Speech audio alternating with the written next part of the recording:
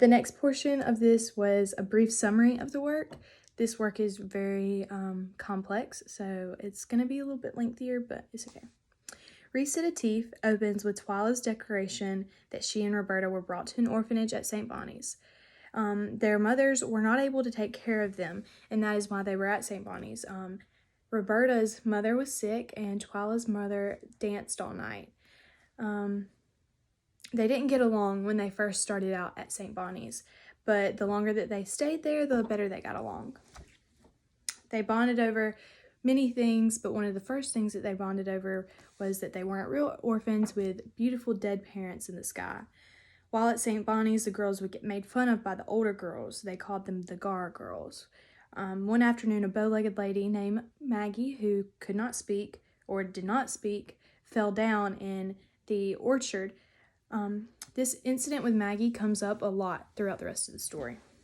The story then jumps 8 years ahead in time. Twyla is working at a diner when one day Roberta comes in with two guys, and they're on their way to meet Jimi Hendrix, have a meeting. Twyla tries to have a conversation with Roberta, but Roberta doesn't seem like she wants to.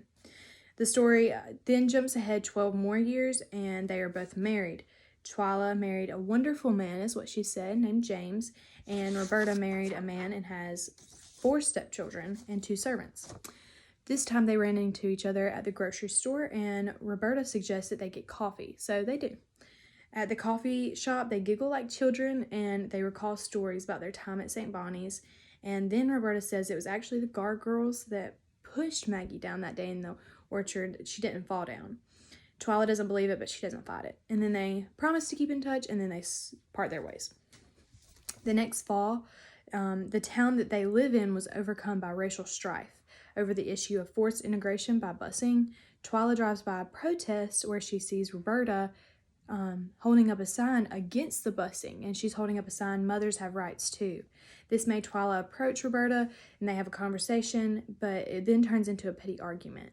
This argument led to the other woman in the protest shaking Twyla's car. Twyla reaches out for help from Roberta, but Roberta does not give her that help.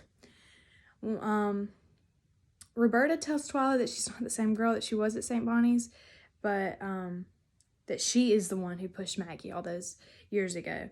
This made Twyla mad, and so she then starts her own counter-protest using signs that only Roberta would know, like, "Is your mother well?"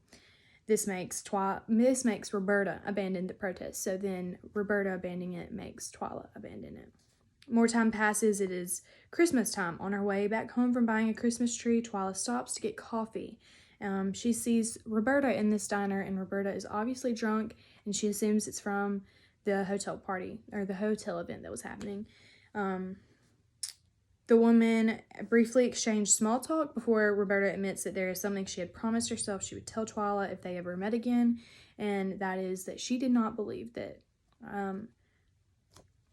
Twyla pushed Maggie all those years ago.